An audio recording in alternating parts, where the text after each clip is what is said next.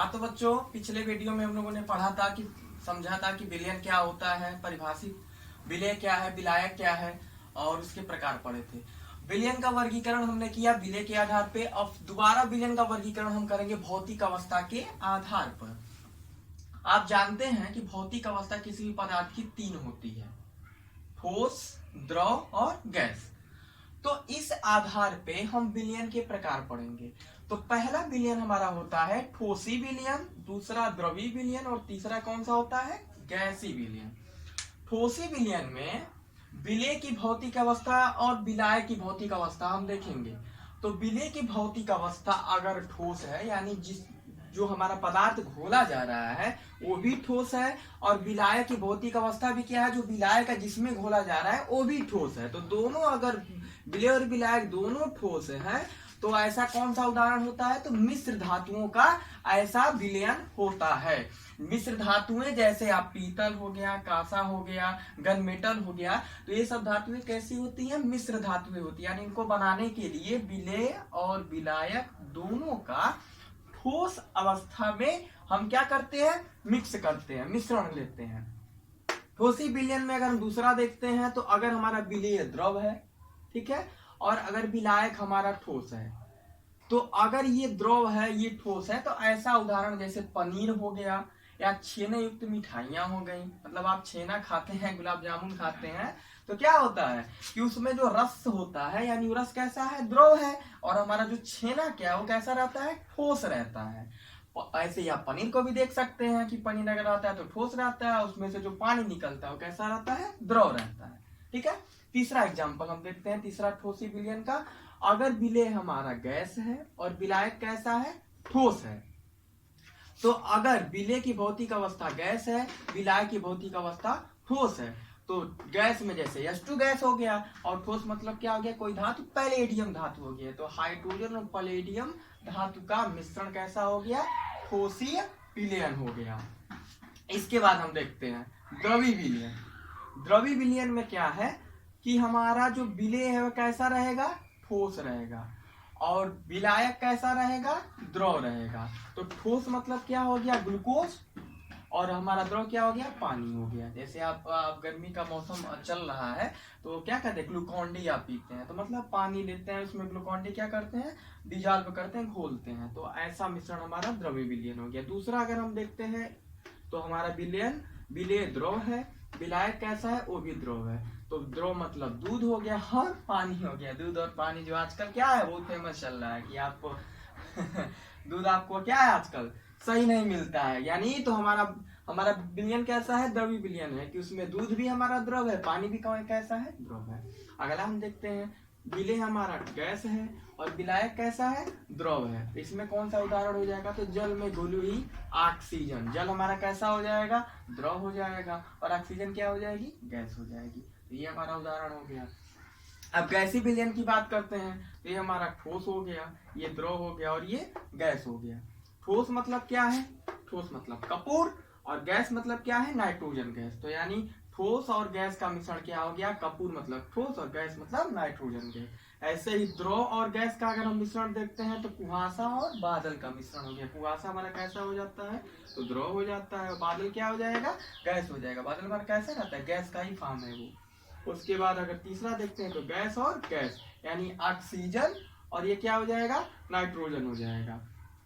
तो इसमें इन तीनों में एक चीज कॉमन है, क्या, कि देखिए ये ठोसी विलयन क्यों हो रहा है, क्योंकि विलायक हमारा तीनों ये कंडीशन में कैसा है, ठोस है। द्रवी विलयन में क्या है कि विलायक तीनों कंडीशन में कैसा है, द्रव है, और इसमें भी तीनों कंडीशन में क्या है, गैस है। इसीलिए इसको बोलते हैं गैसी विलयन, द्रवी विलयन और ठोसी विलयन, द्रवी विलयन। हाँ, तो अब आगे हम देखेंगे कि विलयन की सांद्रता ज्ञात करने की विधियां। जो हमारा विलयन है उसकी सांद्रता हम कैसे ज्ञात करेंगे। आप लोगों ने एक विलयन पढ़ा था, हम उस समय बताए थे मानक विलयन, स्टैंडर्ड सॉल्यूशन। तो हमने बोला था कि जिसकी सांद्रता ज्ञात हो उसको हम मानक विलयन कहते हैं। तो ऐसे विलयनों की हम सांद्रता ज्ञात करेंगे। इसके लिए आपको कम 5-6 चीजें पढ़नी है। भार प्रतिशत में सांद्रता निकालेंगे, ग्राम प्रति लीटर में निकालेंगे, नॉर्मलता पढ़ेंगे, आप 11 में पढ़ भी चुके हैं, पहले यही चैप्टर में है। नॉर्मलता, मोलरता, मोलरता उसके बाद आप पढ़ेंगे पीपीएम में सांद्रता पढ़ेंगे और मोल प्रभाष पढ़ेंगे। तो पहला हम पढ़ेंगे भार प्रतिशत में सांद्रता। तो इसको हम कैसे ज्ञात करेंगे? कोई हमारा विलयन दिया हो रहेगा, उसमें उस विलयन का 100 ग्राम में, उस विलयन के 100 ग्राम में जितना विलेय पदार्थ घुला रहेगा, यानी विलयन में जो हमारा विलायक है उसका कितना है 100 ग्राम में जितना विलेय पदार्थ घुला रहेगा उसी को हम क्या बोल देंगे कि विलयन की भार प्रतिशत में सांद्रता। यानी इसका जो फार्मूला है वो होता है भार प्रतिशत में सांद्रता बराबर विलेय का भार गुणे 100 बटे विलयन का भार। यानी 100 ग्राम में कितना हमारा विलेय घुला हुआ है। तो एक क्वेश्चन हम करते हैं, आइए समझते हैं कैसे हम ज्ञात करेंगे। तो हमारा क्वेश्चन दिया है कि 20 ग्राम NaCl यानी नमक में 80 ग्राम विलयन में, 20 ग्राम NaCl 80 ग्राम विलयन में घुला है, ठीक है। तो विलयन की सांद्रता भार प्रतिशत में ज्ञात करिए।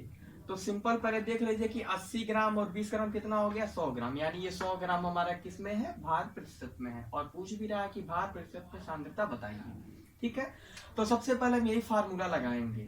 तो विलेय का भार कितना है इसमें 20 है, तो हमने 20 लिख दिया और गुणे 100 तो 100 लिख दिया हमने। और विलयन का भार कितना है 80 तो 80 लिख दिया। बहुत बच्चे ये सोच रहे होंगे कि हमने कैसे विलेय का भार 20 लिख दिया और विलयन का भार 80 लिख दिया, ठीक है। तो इसमें एक चीज ये समझिए कि जो चीज सबसे कम मात्रा में रहेगी, यहाँ 20 है और 80 है, तो सिंपल मैथ आप देख सकते हैं कि ये 20 हमारा कैसा है कम मात्रा में है। तो जो कम रहेगा वो विलेय हो जाएगा, जो अधिक रहेगा वो क्या हो जाएगा विलयन हो जाएगा, ठीक है। तो ये हमारा क्वेश्चन होगा।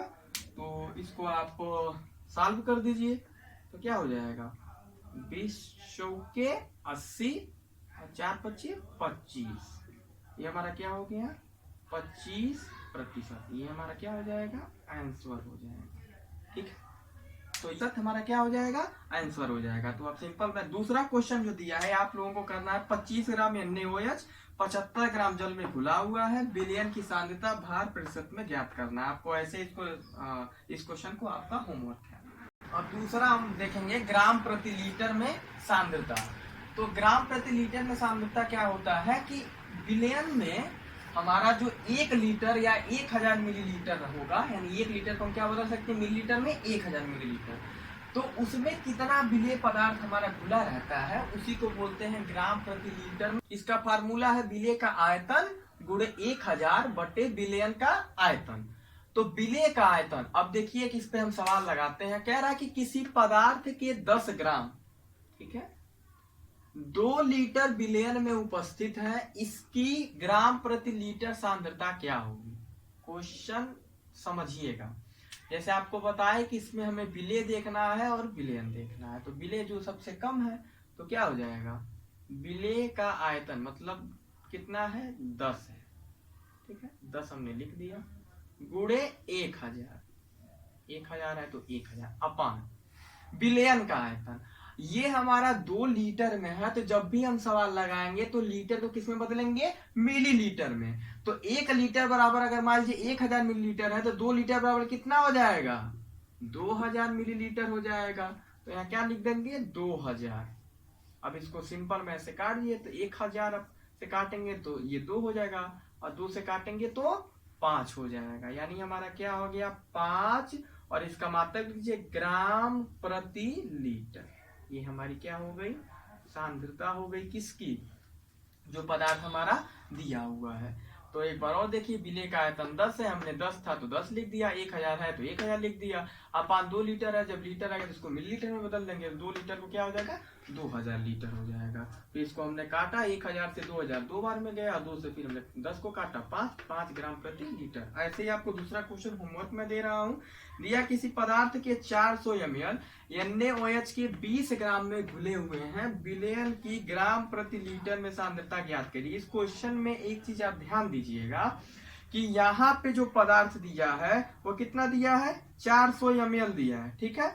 और यहाँ 20 ग्राम है। इसका मतलब यहाँ मिलीलीटर दे दिया, यहाँ लीटर नहीं दिया, तो इसको हम क्या करेंगे, चेंज नहीं करेंगे। अगर मान लीजिए यहाँ 4 लीटर रहता तब तो इसको हम चेंज करते 4000 मिलीलीटर हो जाता, लेकिन ये 400 ml दिया हुआ है, इसको हम चेंज नहीं करेंगे। तो बच्चों, तो अब तीसरा हम पढ़ेंगे नॉर्मलता, नॉर्मलिटी। देखो ये जो हमारा ज्ञात करने की विधि है, ये सबसे इंपॉर्टेंट है। आपके यूपी बोर्ड में हमेशा इससे क्वेश्चन आते रहते हैं, ये इंपॉर्टेंट है, इससे क्वेश्चन आएंगे तो इसको ध्यान से समझिएगा। नॉर्मलता क्या होता है, तो इसमें भी हम 1 ही लीटर विलयन लेते हैं, लेकिन उसमें क्या होता है कि उस पदार्थ के जितने ग्राम तुल्यांकी भार खुले रहते हैं, यानी विलेय पदार्थ के, उसी को हम क्या कहते हैं, नॉर्मलता कहते हैं। मतलब किसी विलयन के 1 लीटर में जितने ग्राम तुल्यांकी भार उपस्थित होते हैं या खुले रहते हैं, वो इस विलयन की क्या कहलाती है, नॉर्मलता कहलाती है। इसका फार्मूला क्या है, n बराबर W गुणे 1000 अपान E गुणे V होता है, जहां W क्या है, विलेय का भार है, E क्या है, तुल्यांकी भार है, और V क्या है, विलयन का आयतन है। ठीक है। अब तुल्यांकी भार जो है, ये कुछ कंपाउंड का जो सबसे इंपॉर्टेंट है, जिसका वर्णन होता है, इसमें मैंने लिख दिया है। HCl का तुल्यांकी भार 36.5, NaOH का 40, सल्फ्यूरिक अम्ल का 49, कैल्शियम कार्बोनेट यानी चाक कहते हैं 50, KOH 56 और Na2CO3 सोडियम कार्बोनेट का 53 होता है। तो ये आपको याद करना पड़ेगा। अगर आप सोच रहे हैं कि ये तुल्यांकी भार आते कहां से हैं, ये कैसे हुआ है, तो ये हमारा HCl क्या है, अम्ल है। तो अगर किसी भी अम्ल का हम तुल्यांकी भार निकालते हैं तो क्या होता है कि अम्ल का अणु भार, यानी हम लिखते हैं अम्ल का अणु भार बटे क्या हो जाएगा, अम्ल का अणु भार हो जाएगा, और अम्ल की जो होती है वो हमारा क्षारीयता देखते हैं। ठीक उल्टा इसमें होता है। तो अम्ल का अणु भार यानी HCl का अणु भार निकालें तो हाइड्रोजन का 1 हो गया, और क्लोरीन का कितना होता है 35.5 अपान क्षारीयता। क्षारीयता मतलब होगा कि अम्ल में हम H प्लस देखेंगे, कितने H प्लस हैं, तो यहाँ पे H प्लस कितना है, 1 है, यानी HCl को अगर हम तोड़ें तो क्या हो जाएगा, H प्लस और Cl माइनस 1, H प्लस है तो 1 से डिवाइड कर देंगे, तो क्या हो जाएगा, इसको जोड़ेंगे तो 36.1 अरे 5, और ये कितना हो गया अपान 1, यानी कितना आ गया 36.5। तो ये हमारा क्या हो जाता है, ये हमारा HCl का हो गया तुल्यांकी भार। ऐसे ही अगर NaOH का निकालते हैं, NaOH हमारा क्या है, क्षार है, तो क्षार का निकालेंगे तो क्षार का भी अणु भार यानी सोडियम का 23, ऑक्सीजन का 16 और हाइड्रोजन का 1 अपान क्षार में क्या देखेंगे, इसमें क्षारीयता देखते हैं, और क्षार अम्ल में क्षारीयता और क्षार में अम्लीयता देखते हैं। यानी अम्लीयता मतलब कि NaOH को अगर हम तोड़ें तो Na प्लस और OH माइनस में टूटेगा, तो जो OH माइनस है वह इसकी क्या हो गई, अम्लीयता हो गई। या H प्लस को भी देखते हैं कि कितना H माइनस इसमें है, तो उसको भी हम काउंट कर सकते हैं। तो ये क्या हो गया, चूंकि OH एक ही है तो हमारा क्या हो जाएगा, अम्लीयता 1 होगी, इसको जोड़ देंगे तो कितना हो जाएगा 23, 16 और 1 कितना हो गया 40, 40 अपान 1 बराबर तुल्यांकी भार कितना आ गया 40 आ गया। यानी जो हम यहाँ से लिखे हैं, आपको अगर इतना आता है तो इसको निकाल सकते हैं, अगर आपको ये नहीं पता है तो आप इसको क्या करिएगा, याद कर लीजिएगा। अगर ऐसे इन कैल्शियम कार्बोनेट का निकालते तो क्या हो जाता, कैल्शियम का अगर आप निकालिए तो इसका अणु भार हमने टोटल जोड़ा है। अगर कैल्शियम का हम निकालते हैं, आप लोग निकाल के देखिएगा इसको, तो CO3 और कैल्शियम इसमें भी आपको मिल जाएगा। ये हमारा क्या है, लवण है। तो कैल्शियम कार्बोनेट का अगर हम निकालेंगे तो हमारा कैल्शियम कार्बोनेट क्या है, लवण है। तो लवण में क्या करते हैं कि इसको 2 आयनों में तोड़ते हैं। तो अगर कैल्शियम कार्बोनेट को हम तोड़ें तो क्या आएगा, Ca2 प्लस आएगा, और CO3 कितना आएगा 2 माइनस आएगा, यही आएगा ना हमारा। इसको अगर तोड़ेंगे तो Ca पे 2 प्लस, CO3 पे 2 माइनस। तो कैल्शियम का अगर हम तो दोनों का अणुभार से हम उसकी संयोजकता से क्या करेंगे, भाग दे देंगे, डिवाइड कर देंगे। यानी इसका अणुभार निकालेंगे, इसका अणुभार निकालेंगे, दोनों का अलग अलग अणुभार निकालेंगे और दोनों की संयोजकता से क्या कर देंगे, भाग दे देंगे। तो कैल्शियम का अणुभार कितना होता है 40, इसकी कितनी संयोजकता है 2, तो 2 से डिवाइड कर दीजिए। प्लस कार्बोनेट का देखिए तो कार्बन का कितना होता है, कार्बन का 12, और ऑक्सीजन का 1 ऑक्सीजन का 16 होता है। तो 16 में 3 का गुणा करने कितना आ जाएगा 48, तो 12 प्लस 48, इस पे कितना माइनस 2 माइनस, तो 2 से हमने डिवाइड कर दिया। अब इसको आप भाग देंगे तो 40 में 2 से गया 20 आ गया। और इसको आप जोड़ेंगे तो कितना होगा, 48 और 12 60, 60 को 2 से डिवाइड करेंगे तो 30, यानी कितना आ गया 50। देखिए ये 50 आया है ना। तो अम्ल में उसकी क्षारीयता देखते हैं यानी H प्लस देखते हैं, और क्षार में अम्लीयता देखते हैं OH देखते हैं, और लवण में क्या देखते हैं कि उसको आयनों में तोड़ दिया जाता है और उस पे जितनी संयोजकता रहेगी उसी से उसको क्या करते हैं, अलग अलग भाग दे देते हैं। तो ये हमारा लवण की ये निकल जाती है। तो कास्टिक सोडा के 20 ग्राम को 500 मिली बिलियन में घोला गया, इस बिलियन की नार्मलता ज्ञात करिए। ये हमारा क्वेश्चन है। कास्टिक सोडा मतलब किसको कहते हैं, NaOH को कहते हैं। ठीक है, कभी कभी क्वेश्चन ऐसे भी दे देता है, आपको कंपाउंड नहीं देगा, इसका सामान्य नाम दे देगा कास्टिक सोडा। दाहक पोटास दे दिया, दाहक पोटास किसको कहते हैं, KOH को कहते हैं। तो ये भी ध्यान दीजिए इस क्वेश्चन में। देखिए तो कास्टिक सोडा के 20 ग्राम, W कितना है हमारा 20 ग्राम है। ठीक है, 500 मिली बिलियन में, यानी V की वैल्यू कितना दिया हुआ है 500 मिली। अब हमको क्या करना है, इस बिलियन की नार्मलता यानी N ज्ञात करना है। नार्मलता को हम N से डिनोट करते हैं, कैपिटल N से। ठीक है, यहाँ N हमने लिखा भी हुआ है। और इसकी अब क्या हम देखेंगे, ग्राम तुल्यांक की बात, क्योंकि W पता हो गया 1000 है, V पता हो गया, E हमको चाहिए, तो NaOH का कितना हमको पता है 40। तो अगर आपको निकालना जानते तो निकाल लीजिए, या याद किए हैं तो E बराबर 40 लिख दीजिए। अब ये पूरा मान इस पे रख दीजिए, तो N बराबर कितना हो गया 20 गुणे 1000 अपान E की वैल्यू कितनी है 40 और V की वैल्यू कितनी है 500। अब इसको काट दीजिए तो कितना आ गया 20 दूना 40। ठीक है, अब 500 से इसको काट दीजिए, कितना बार में जाएगा 2 बार में। ठीक है, और ये 2 से ये 2 हमारा क्या हो गया कट गया, यानी कितना बचा 1, यानी इसकी नार्मलता कितनी आ गई 1 आ गई। 1 हमारा क्या हो जाएगा, ये हमारा आंसर हो गया। एक बार और देख लीजिए, 20 हमने लिखा, W का मान 20 है, 20 गुणे 1000 बटे 40, 40 हमारा क्या है इसका तुल्यांकी भार है। V हमारा कितना, तो 20 गुणे 1000 बटे 40 गुणे 500, तो 20 से हमने 40 को काटा 2 बार में कटा, 20 दूना 40, फिर 500 से 1000 काटा 2 बार में कटा, फिर ये 2 और ये 2 आपस में कट गए और कितना आया 1 आया। तो ये हमारा क्या हो जाएगा, इसका नार्मलता हो जाएगा। अब अगला क्वेश्चन हम देखेंगे, थोड़ा सा अलग क्वेश्चन ये है। उसमें आपको मान लीजिए क्वेश्चन दे दिया कि सीधे सीधे हमको नार्मलता ज्ञात करना है। इस क्वेश्चन में क्या कह रहा है, कह रहा है कि 200 ml 2, इसकी नार्मलता कितनी है 2 है, NaOH बिलियन में घुले हुए पदार्थ की मात्रा ज्ञात करिए। तो आपको तो पता है कि सीधे फार्मूला आपको पता है कि N बराबर W गुणे 1000 बटे E गुणे V, लेकिन इसमें नार्मलता दिया हुआ है, तो हम क्या करेंगे N बराबर 2 लिख देंगे, V बराबर कितना है 200 है तो 200 लिख दिया, और इसकी तुल्यांकी भार NaOH का कितना है 40, तो 40 हो गया। ठीक है, तब अब हमको W पूछ रहा है, यानी यहाँ पूछ क्या रहा है W क्या होगा। तो W हम निकालेंगे, तो आप सिंपल मैथ अगर आप देखिए यहाँ से W निकालेंगे तो उसका क्या हो जाएगा, क्रॉस मल्टीप्लाई हो जाएगा N गुणे E गुणे V, यानी W बराबर क्या हो जाएगा N गुणे E गुणे V अपान ये हमारा क्या हो जाएगा नीचे चल जाएगा, यानी 1000 हो जाएगा। नार्मलता कितना दिया है 2 दिया है, तो हमने 2 रख दिया। E कितना है 40, तो 40 रख दिया। V कितना है 200 है, तो 200 हमने रख दिया अपान 1000। इसको डिवाइड कर दीजिए, अगर 200 से हम काटे तो कितना हो जाएगा 5 बार में कटेगा। ठीक है, और फिर इस 5 से हम 40 को काट दीजिए, कितना आ जाएगा 5 बटे 40, यानी 8 गुणे 2 कितना हो गया 16। ये हमारा क्या हो गया 16 ग्राम हो जाएगा। तो 16 ग्राम इसका क्या हो गया आंसर हो गया। इसको नोट कर लीजिए आप लोग, और इसमें हम आप लोगों को अब होमवर्क देते हैं कुछ क्वेश्चन नार्मलता के आधार पे।